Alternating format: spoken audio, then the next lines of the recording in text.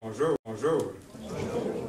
Merci beaucoup du privilège que vous m'avez donné de partager la parole avec vous ce matin. Et comme vous avez vu, le thème du message, un modèle pour la prière. Nous entendons beaucoup de choses qui clochent dans notre société aujourd'hui, mais il y a quand même une bonne raison d'espérer. On sait que ce ne sera pas toujours comme ça. Il y a un beau verset qu'on trouve dans l'Ancien Testament qui dit « Si mon peuple, sur qui est invoqué mon nom, s'humilie, prie et cherche ma face, s'il se détourne de ses mauvaises voies, je l'exaucerai. » Il n'y a pas de condition au salut. Hein? Il n'y a pas de condition. C'est inconditionnel, l'amour de Dieu pour chacun de nous. Mais il y a beaucoup de choses par après qu'il y a des conditions. On voit ici la condition, c'est de se détourner de ses mauvaises voies. Il dit, je l'exaucerai des cieux, je lui pardonnerai son péché et je guérirai son pays. Donc, on peut avoir de l'espoir pour l'avenir. J'ai lu qu'une dame qui s'appelle Madeleine Murray O'Hair, elle est décédée en 1995, est une personnalité athée. Elle est la fondatrice de l'association American Atheists. Et puis elle a fait pression au début des années 60 pour que la prière soit retirée entièrement de l'école publique. Maintenant, au moins 50 ans après, son fils, William Murray, est un pasteur chrétien évangélique. C'est pas merveilleux, ça? C'est pas les fruits qu'elle a plantés elle-même spirituellement, certainement pas. Mais on voit qu'il a réfléchi pour lui-même. Et puis aujourd'hui, il fait du lobbying pour remettre la prière dans les écoles publiques un peu partout. Il a rejeté les croyances de sa mère athée et désormais, il affirme que l'enseignement chrétien est nécessaire à l'école publique parce que le système de l'éducation est un échec selon lui. Il avoue, ma mère m'a appris que les choses les plus importantes de la vie, ce sont la nourriture, l'alcool et le sexe.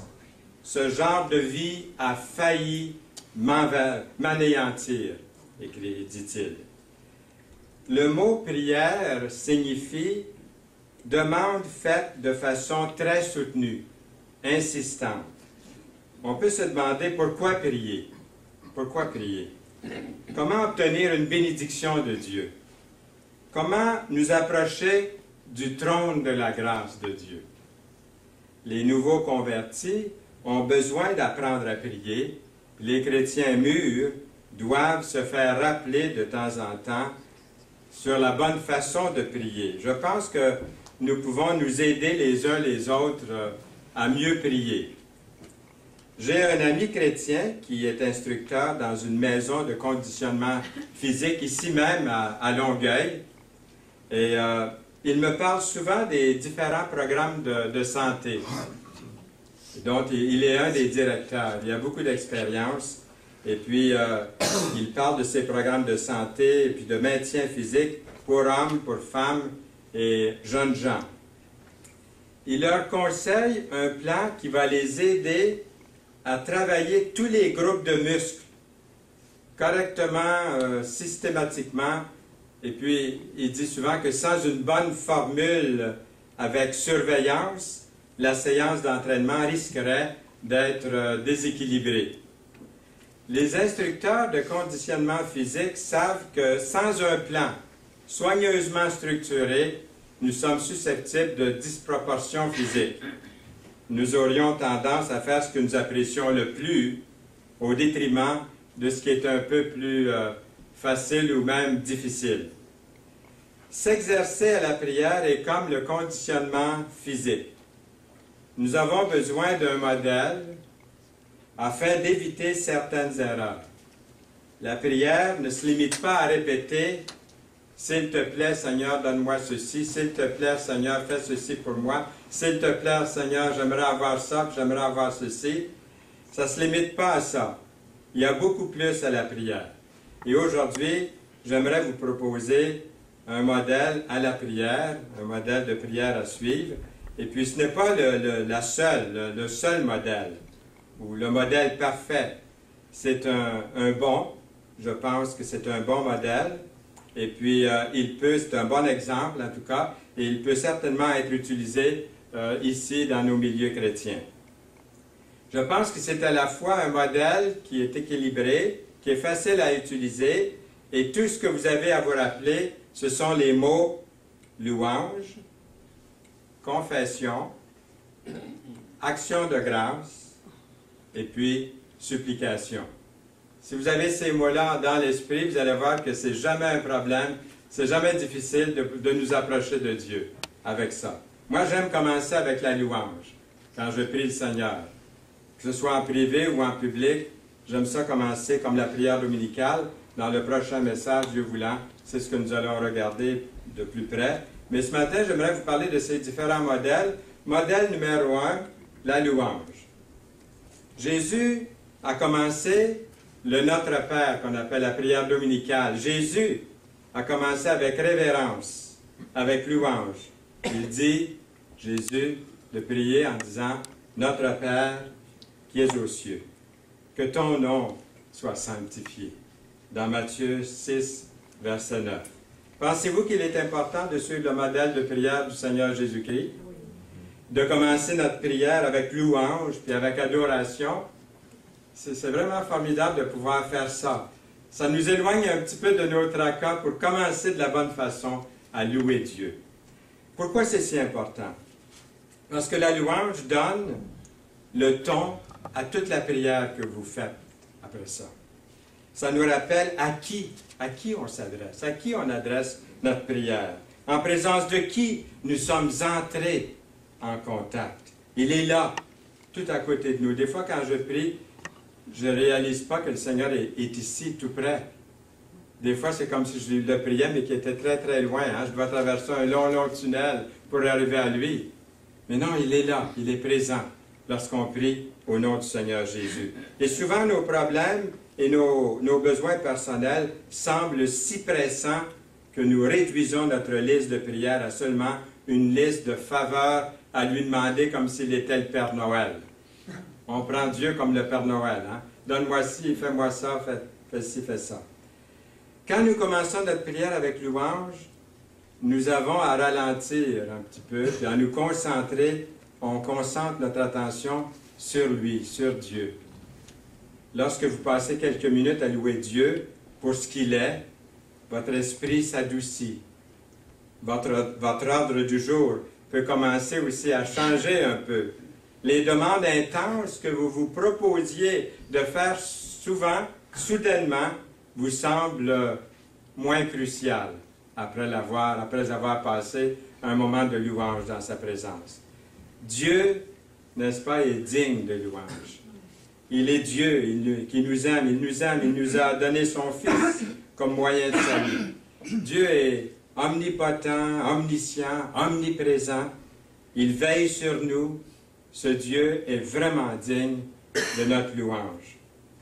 Comment l'adorer? Comment adorer Dieu? Quoi de mieux que de faire une liste de ses attributs? J'ai ici une liste de 52 noms qu'on retrouve dans la Bible même. Des noms qui sont adressés quand on s'adresse à Dieu. Tous les passages sont là. Vous êtes capable de les lire, hein, d'où vous êtes assis, là? C'est tellement facile à lire. Mais si jamais vous aimeriez avoir cette liste, je peux vous faire des copies et puis vous la donner personnellement. Mais ça, c'est une liste de 52 noms qui sont tirés directement des textes bibliques. Des noms que des prophètes, des hommes de Dieu, des femmes de Dieu ont donnés au Seigneur dans l'adoration. Alors, vous pouvez en prendre un par semaine. Vous en avez 52. Et vous pouvez vraiment louer le Seigneur de cette façon-là. On peut, dans la prière, quand on loue le Seigneur, on peut élever son caractère. On pense au caractère de Dieu. On pense à sa personnalité. On le loue de cette façon-là. Vous pouvez louer Dieu aussi de sa fidélité, de sa grande fidélité, de ses grâces, hein, des dons, des grâces, des faveurs gratuites comme ça qu'il nous accorde, de sa miséricorde, de sa sainteté, de sa puissance, de son amour, ses soins envers vous. sa générosité.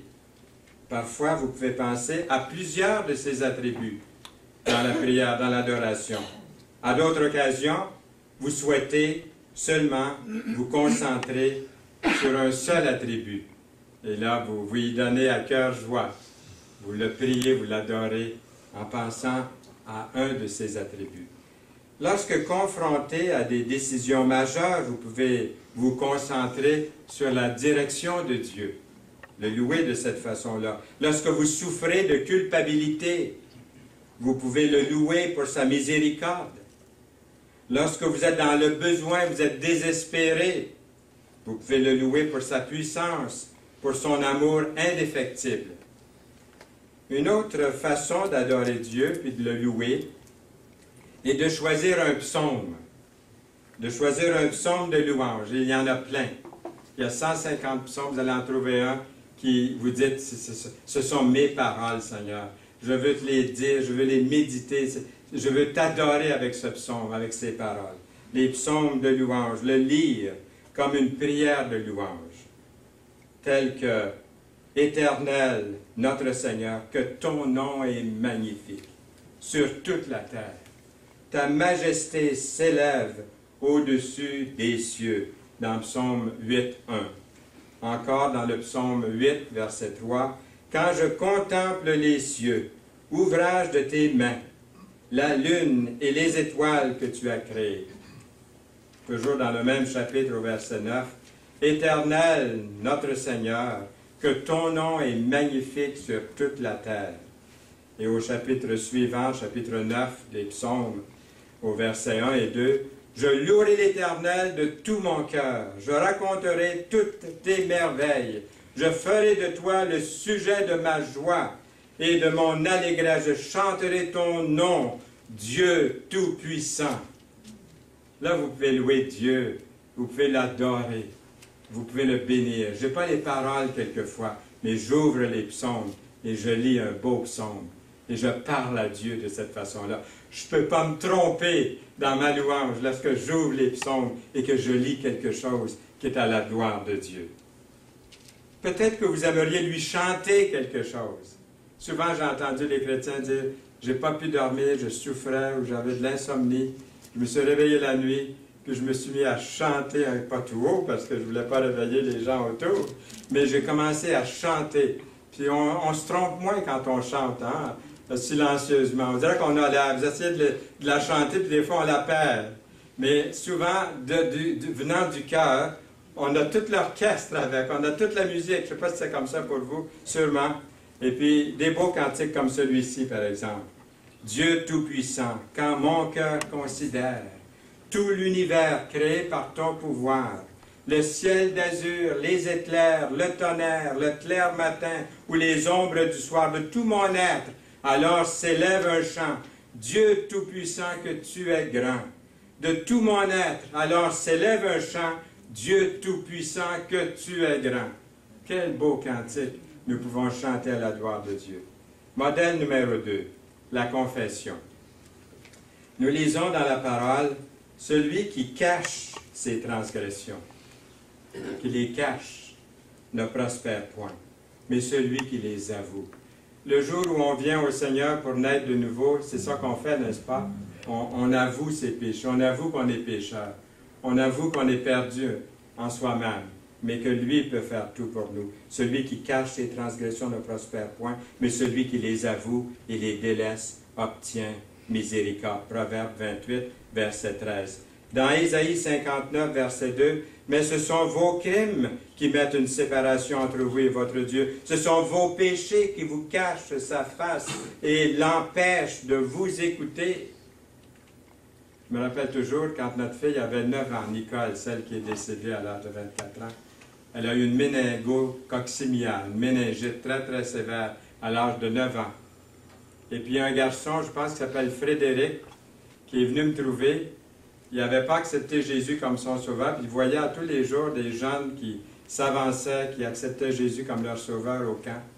Et puis il est venu me trouver, puis il m'a dit, « Monsieur Saint-Louis, j'aime beaucoup votre fille, j'aime beaucoup Nicole. » Elle avait 9 ans, et lui avait peut-être ça, 10 ans. Puis il dit, « J'aimerais prier pour elle, Mais je sais, il avait entendu de ce verset qui dit, celui qui cache, celui qui n'avoue pas ses péchés, hein, ses crimes, ils mettent une séparation entre Dieu et vous. Il dit, mes péchés mettent une séparation. Il dit, je voudrais que Dieu m'exauce. Je voudrais prier pour la guérison de Nicole. Alors j'ai prié avec lui, j'ai dit, est-ce que tu crois en Dieu? Il dit oui. J'ai dit, est-ce que tu crois que Dieu est venu dans la personne de son Fils Jésus mourir sur la croix? Il dit oui. J'ai dit, est-ce que tu crois lorsqu'il est mort sur la croix et qu'il a versé son sang, que c'était pour toi personnellement, que tu es perdu et sans le sang de Christ, tu es perdu pour l'éternité. Mais si tu reçois Jésus comme ton sauveur, tu vas être sauvé pour l'éternité. Est-ce que tu veux croire ça? Il dit oui, j'aimerais croire ça. J'ai dit, est-ce que tu veux lui demander? Il dit oui, je vais lui demander.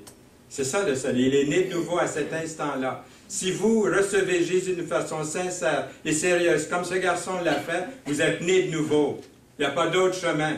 Ce n'est pas à condition que vous faites partie du groupe biblique de la Rive-Sud.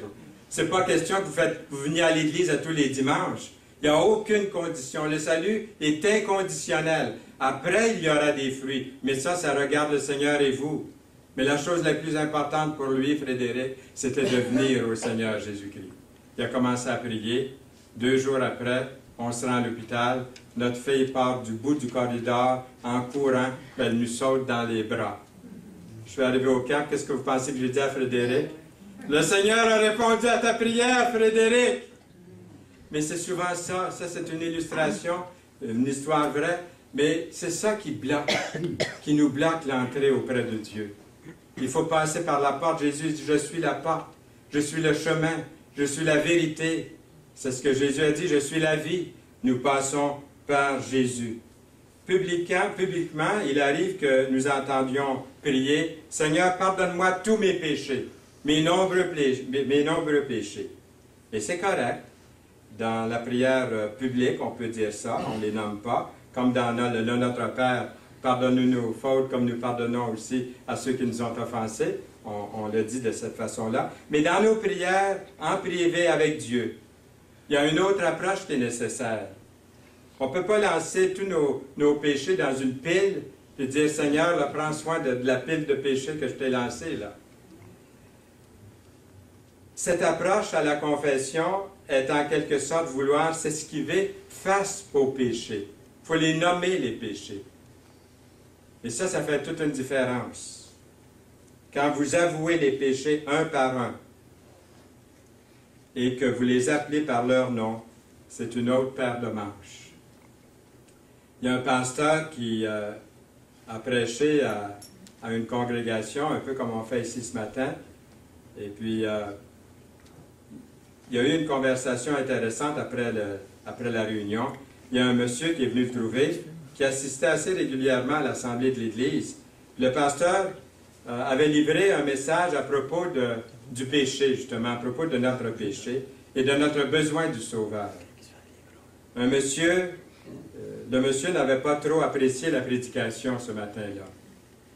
Il se rend au bureau du pasteur et lui dit, « Pasteur, tous ces discours-là sur le péché, là, ça me met vraiment mal à l'aise.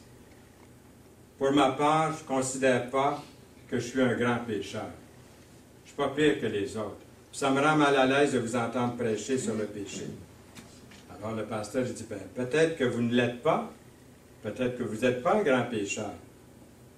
Le pasteur il dit, permettez-moi de vous poser quelques questions. Quand vous remplissez votre compte d'impôt, votre rapport d'impôt, ou vos comptes, peu importe les comptes, là, est-ce que vous n'êtes pas porté des fois à ajouter quelque chose là, qui soit pas strictement des dépenses ou qui n'est pas tout à fait orthodoxe, là, qui n'est pas tout à fait justifié? Alors lui il répond, le monsieur il dit oui, mais tout le monde le fait, tout le monde fait ça. Et quand vous êtes là à vendre votre produit, là, monsieur, est-ce qu'il vous arrive d'exagérer puis de dire que votre produit va faire quelque chose qui ne fait pas vraiment, là? Ou la promesse de l'expédier demain lorsque vous savez très bien qu'il ne le recevra pas avant la semaine prochaine? Oui, mais il répond, là, il dit, la norme de l'industrie, c'est ça. Le pasteur le regarde droit dans les yeux puis il lui dit, vous venez de me dire que vous êtes un tricheur puis que vous êtes un menteur. C'est ce que vous venez de me dire. Oh, le gars, il n'a pas aimé ça, hein? Et là, le pasteur, il continue en disant, il a enrichi en disant, répétez après moi, je suis un tricheur et un menteur. On aurait dit que ses yeux voulaient sortir de la tête, et puis là, il était en colère, là.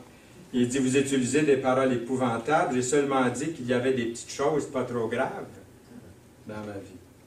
Non, répond le pasteur, il suffit d'appeler les choses telles qu'elles sont, devant Dieu. Devant les autres, on peut les tromper, mais pas devant Dieu. Vous êtes un tricheur, vous êtes un menteur, mon cher monsieur, vous êtes un pécheur. Vous êtes un pécheur qui a désespérément besoin de confesser son péché à Dieu, pas aux hommes, à Dieu. De cette façon-là, et là, il a terminé la conversation avec ce monsieur-là, je ne sais pas, j'espère que ça s'est bien terminé, mais vous vous débarrassez de votre culpabilité lorsque vous venez au Seigneur sincèrement. Votre conscience est libérée. Enfin, j'ai avoué mon péché, j'ai été honnête avec Dieu. Deuxièmement, vous faites l'expérience de la paix avec vous-même, une grande paix avec vous-même et aussi avec Dieu. Vous découvrez que Dieu a une nature qui pardonne à ceux et celles qui se reconnaissent pécheurs. Il y a un beau verset dans l'Écriture que j'aime beaucoup dans le psaume 103, verset 12, qui dit « Autant l'Orient est éloigné de l'Occident, autant il éloigne de nous nos transgressions. » Comme un père a compassion de ses enfants, l'Éternel a compassion de ceux qui le craignent, qui le respectent ou qui le craignent dans ce sens-là, car il sait de quoi nous sommes formés. Il se souvient que nous sommes poussière. Vous priez, Seigneur, s'il vous plaît, donne-moi ta force. Donne-moi ta force de renoncer à mes péchés, à me détourner, et aide-moi à les délaisser. Et grâce à la puissance de l'Esprit Saint en vous, votre vie va démontrer des signes de changement. Parce que c'est lui qui opère les changements. Beaucoup de personnes ne prennent pas la prière de confession assez au sérieux. Nous lisons, si nous disons que nous n'avons pas de péché, nous nous séduisons nous-mêmes et la vérité n'est point en nous.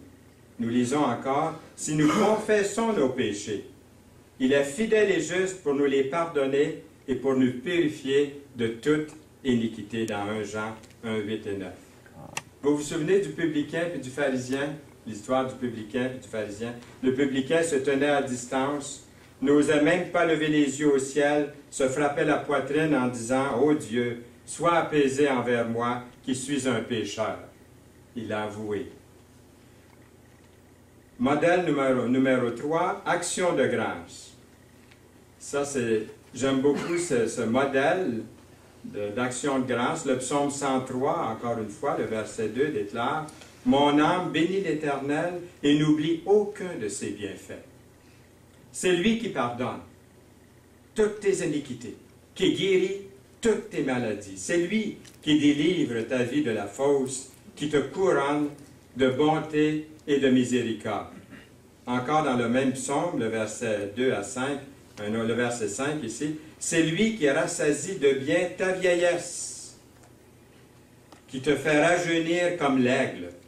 C'est un verset que je commence à saisir de plus en plus en vieillissant. La parole est vraie. Dans 1 Thessaloniciens 5, 18, l'apôtre Paul écrit « Rendez grâce en toutes choses ». Et le mot là, le plus important dans la phrase ici, je dirais, c'est le mot « tout ». Tout, c'est tout. Hein? Tout, là, c'est tout. Il dit « en toutes choses ». Car c'est à votre égard la volonté de Dieu en Jésus-Christ. Même une mauvaise nouvelle, ça m'est arrivé de dire « Seigneur, merci quand même ». La perte de notre fille, c'était dur, c'était difficile, mais Seigneur, merci. Parce que le Seigneur, il sait ce qu'il fait. Il n'arrive rien sans sa volonté. Matthew Henry, il y en a peut-être qui ont chez eux, c'est en anglais, je pense que maintenant on peut l'avoir en français. Matthew Henry, c'est un commentaire biblique que j'ai à la maison depuis plusieurs années, depuis une cinquantaine d'années. Et Matthew Henry raconte, pas dans son commentaire, mais dans une biographie, il a écrit un commentaire dans son journal, puis il dit ceci. Il dit « Permettez-moi d'être reconnaissant. Premièrement, parce que je n'avais jamais été volé auparavant. » Il a été volé. Il s'est fait voler toutes ses affaires. Alors il dit, il remercie le Seigneur qui n'avait jamais été volé auparavant. Une bonne façon de voir la chose. Il dit deuxièmement, parce que même s'ils ont pris mon porte-monnaie, ils n'ont pas pris ma vie. Troisièmement, il dit, parce que même s'ils ont tout pris, ce n'était pas beaucoup. Et quatrièmement, il dit, parce que c'est moi qui ai été volé, et que ce n'est pas moi qui ai volé. Formidable, hein? Il y a une différence entre le sentiment de reconnaissance puis celui d'exprimer sa gratitude envers Dieu. Reconnaissance et gratitude. Il y a une nuance entre les deux ici. Vous vous rappelez les 10 lépreux dans Luc 17? Nous lisons que Jésus avait guéri 10 hommes pourtant, des lépreux. C'est une maladie terrible. Et qui chacun d'eux avait la lèpre, une lèpre épouvantable. Et combien de ces 10 hommes, pensez-vous, ont éprouvé une forme de gratitude après avoir été complètement guéris de leur maladie? Je dirais que tous, sans exception, ils ont été remplis de gratitude. Sans exception. Les 10 devraient se sentir très reconnaissants, mais combien reviennent à Jésus pour lui dire merci? Un seul. Un seul. Un seul. Jésus a ressenti une grande déception. Vous lirez le contexte. Il a ressenti une grande déception par les 9 autres, qui, bien que reconnaissants d'avoir été guéris, ne prennent pas le temps et l'effort de l'exprimer avec une gratitude, avec des remerciements. Comme il est important d'exprimer toute notre gratitude. Il y a un beau cantique qui s'appelle « Dans J'aime l'Éternel » que vous avez, j'en ai vu, il y en a une copie autour qui traîne, si vous vous souvenez de la couverture. J'aime l'Éternel est rempli de beaux cantiques à la gloire de Dieu. Et puis, il y a certains cantiques dans J'aime l'Éternel qui ont été traduits par Andrew Crouch. Est-ce qu'il y en a qui connaissent Andrew Crouch, qui l'ont déjà entendu? Oui, plusieurs ici. Alors, vous allez voir dans le cantique J'aime l'Éternel, des cantiques qui ont été traduits dans plusieurs langues. Il a été en bénédiction à beaucoup de personnes. J'aimerais vous faire entendre un extrait. Quand on était toute la famille ensemble, les 5, on allait faire du camping, comme je vous ai déjà dit, puis en route, on écoutait des cassettes d'Andrew Crouch. On était bénis surtout par un des chants qui nous parle des 10 lépreux, puis qu'un seul est venu. Est-ce que vous aimeriez en entendre un petit bout? Oui. Puis même un autre petit bout après ça? Oui. Ça va durer 2 minutes. Alors, j'hésitais beaucoup parce que c'était en anglais. En réalité, vous allez comprendre parce qu'il dit souvent, il se met à la place de celui qui est revenu remercier Jésus dans ce chant, puis il dit, la seule chose que je voulais faire, c'était de revenir à Jésus pour lui dire merci. Alors, je ne peux pas le faire en chant, mais je vais vous le laisser écouter, vous allez voir, c'est assez touchant. Et c'est pas au complet, c'est seulement des extraits.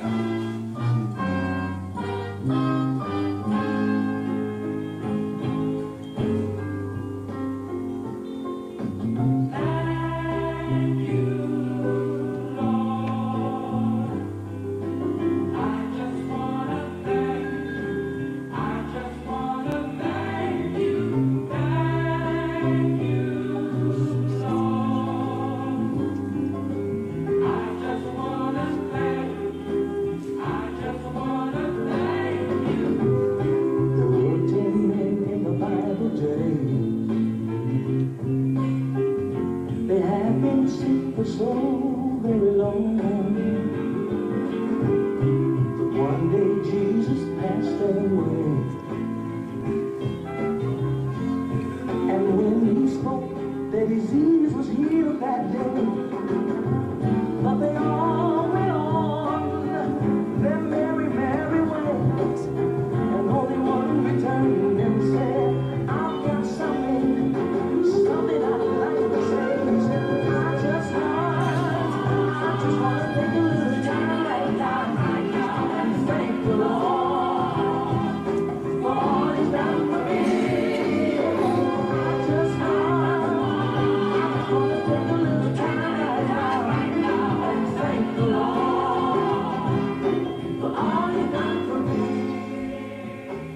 petit bout? Lord, I don't want to be guilty of being like the nine that went on their way without thanking you. But I want to be like the one who returned. I can see him now as he pressed his heart to the ground with tears of joy in his eyes. And he began to say, thank you, Lord. Thank you, Lord. Thank you, Lord. Hein? Merci, Seigneur. Thank you, Lord. Thank you. Est-ce que vous êtes celui qui est revenu à Jésus pour lui dire merci? Merci de vous avoir sauvé. Est-ce que vous êtes cette personne-là qui revient à lui souvent pour le remercier, action de grâce? Chaque jour, vous pouvez remercier Dieu pour au moins 4 sortes de bénédictions que j'aimerais énumérer ici rapidement. Premièrement, la réponse à vos prières. Deuxièmement, les bénédictions spirituelles, comme la foi, le pardon, le fruit de l'esprit, sa présence, la présence de Dieu à l'œuvre dans votre vie. Troisièmement, les bénédictions relationnelles comme les amis, la famille. Et quatrièmement, les bénédictions matérielles que le Seigneur nous accorde. Presque tout dans la vie correspond à l'une de ces catégories. Il y a un cantique que nous avons chanté autrefois, c'était le numéro 208 dans les chants de victoire, qui dit « Compte les bienfaits de Dieu, mets-les tous devant tes yeux. Tu verras en adorant combien le nombre en est grand. » De remercier le Seigneur chaque jour peut nous empêcher de devenir cupides. Remercier Dieu avec aide le cœur d'une personne à être content, à être satisfait, à être heureux. À nouveau, le verset 2 du psaume 103, « Mon âme bénit l'Éternel et n'oublie aucun de ses bienfaits. » Psaume 103, verset 2. Modèle numéro 4. La supplication. On arrête trop vite de prier. On ne persévère pas assez longtemps. La supplication fait partie de la prière. Il faut insister. « Ah, le Seigneur ne m'a pas répondu. Ça fait 2 jours que je prie. » Mais des fois, peut-être, il faut prier 30 ans pour quelque chose. Il faut insister auprès du Seigneur. Et puis le Seigneur répond selon sa volonté. L'apôtre Paul écrit, « Ne vous inquiétez de rien, mais en toute chose, faites connaître vos besoins à Dieu par des prières et des supplications avec action de grâce. » Remerciez-le d'avance. Philippiens 4, verset 6. Quelles sont les choses pour lesquelles prier? La Bible nous enseigne à prier pour nos besoins quotidiens. Elle nous demande de prier pour nos ennemis, pour nos gouvernements. La Bible nous enseigne à prier face à la tentation, à prier pour l'envoi d'ouvriers dans la moisson, à prier pour les prédicateurs, pour les personnes responsables de l'Église, pour les enfants de Dieu. Prier que la volonté de Dieu s'accomplisse. On pourrait probablement classer toutes nos demandes en 4 catégories. Première catégorie, le ministère, les projets, les responsables de l'Église. Priez que pour que par notre ministère, Dieu attire les gens à lui, les sauve, qu'on puisse trouver la façon de dire les choses qui va être une bénédiction pour les autres, qui va les encourager, qui va les faire grandir, qui va les sauver, qui va remplir ce vide intérieur, ou de leur éloignement de Dieu, qui va les rapprocher, qui va les empêcher d'aller en enfer, car l'enfer existe, que par notre prédication, notre ministère, nous puissions les atteindre. Deuxième catégorie, les gens, frères et sœurs dans le Seigneur, les malades, les amis qui demeurent indifférents à la parole de Dieu. Prions pour ceux qui ont besoin de nos prières de cette façon-là. Troisième catégorie, notre famille, notre mariage, nos enfants. Demandez au Seigneur de vous aider à être un bon mari, un bon père, une bonne épouse, une bonne mère. Demandez au Seigneur de vous aider dans les décisions concernant les finances, le rôle parental, le temps même des vacances, et ainsi de suite.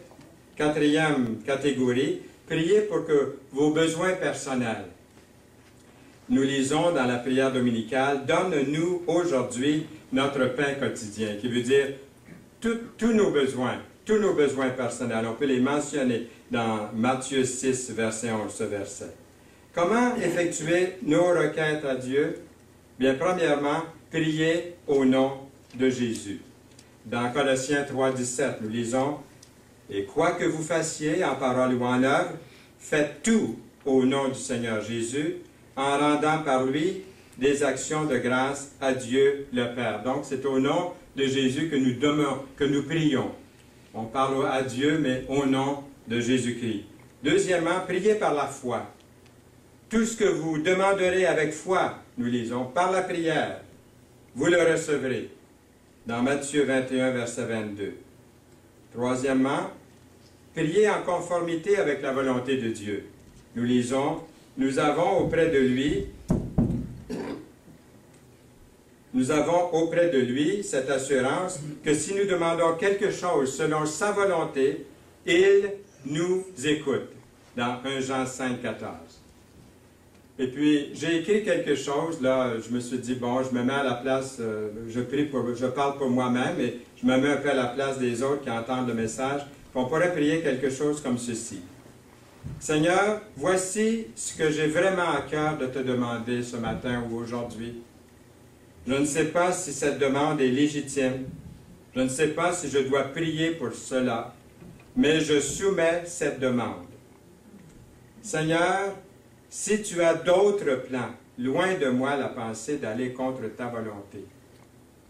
Si ce que je te demande n'est pas la bonne chose, si ce n'est pas encore le temps, ou si je ne suis pas prêt à la recevoir, pas de problème. Je me soumets à ta volonté, Seigneur. Vous pouvez prier, Seigneur, tes voies sont plus élevées que mes voies. Et tes pensées sont beaucoup mieux que mes pensées.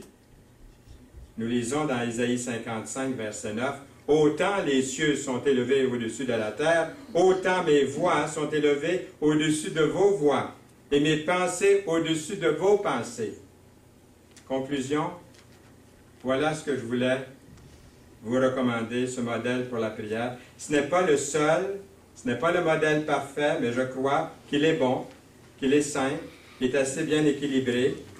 On se souvient des mots louange, confession, action de grâce, puis supplication. Suggestion, priez avec l'aide de vos... J'aimerais vous donner quelque chose de pratique. Si vous regardez votre main, vous levez votre main droite comme ça, vous allez voir que le pouce est le plus proche de vous. Donc, je vous donne quelques petites façons de prier, d'une façon concrète. Avant de prier, je lève la main, puis je regarde, et ce que je remarque mon pouce, mon pouce, et celui qui est plus près de moi. Il me fait penser de prier pour mes proches, mes enfants, ma famille, mes amis, mes voisins. L'autre doigt, mon index, c'est celui avec lequel je peux pointer. Il me fait penser de prier pour les personnes qui m'enseignent, comme les prédicateurs, les professeurs de la parole, et pour toute personne qui ont besoin de soutien, de sagesse pour nous instruire dans la voie que nous devons suivre. L'autre, celui du centre, le majeur, c'est le plus grand de mes doigts. Il me rappelle donc de prier pour nos dirigeants politiques, comme les premiers ministres du pays, de la province, les ministres, les députés, de toutes les autres personnes qui sont en fonction d'autorité. Ces fonctionnaires ont une immense responsabilité. Et le Seigneur nous demande de prier pour eux. Le doigt suivant, mon annulaire, c'est le doigt le plus faible de la main. Pour cette raison, il me rappelle de prier pour les personnes affligées, les malades et les personnes éprouvées. Je remercie Nicole qui... je remercie, ça m'arrive de tromper de nom, comme vous voyez. Je voulais dire Yolande. Nicole, c'est notre fille qui est avec le Seigneur maintenant. Mais je remercie Yolande qui a traduit ces choses-là de l'anglais. Et puis, elle voyait que je doutais un peu que l'annulaire était le doigt le plus faible. Puis elle m'a fait une démonstration. Je pense qu'il fallait qu'elle mette sa main à quelque part, puis d'essayer de lever le doigt, puis on ne peut pas le lever après une certaine hauteur. C'est un peu plus difficile. Donc, c'est le doigt le plus faible. Et puis, ce doigt-là nous parle de prier pour les malades, les affligés, ceux qui souffrent, qui sont seuls. Et puis, pour finir, mon petit doigt. C'est le plus petit des 5 et c'est celui qui me représente. Trouvez-vous qu'il me représente, le petit doigt? Celui qui vous représente aussi, votre petit doigt. Il vous représente aussi. La Bible nous rappelle les paroles de Samuel qui s'adressait à Saül. Lorsque tu étais petit à tes yeux, n'étais-tu pas devenu le chef des tribus d'Israël? Et l'Éternel ne t'a-t-il pas oint pour que tu sois roi sur Israël? Dans 1 Samuel 15, 17. Je termine donc ma prière en soumettant mes besoins personnels au Seigneur. Et j'ai risqué une prière ici. Vous pouvez faire la vôtre, vous avez la vôtre déjà peut-être, mais voici la prière que j'aimerais faire. Seigneur, nous louons ton saint nom. Tu es digne de louange. Tu es fidèle envers nous. Toi, le dispensateur de toutes bonnes choses. Nous ne sommes pas dignes de t'appeler notre Père, mais nous te remercions que par Jésus, tu nous as purifiés du péché, de tout péché, pour nous faire entrer dans ta famille. C'est pas merveilleux de prier comme ça? Il faut pouvoir prier comme ça. Et prier, Père, veuille nous équiper de ta puissance, afin que nous soyons une bénédiction dans la vie des autres personnes. Que les autres puissent voir que le Christ vit en nous.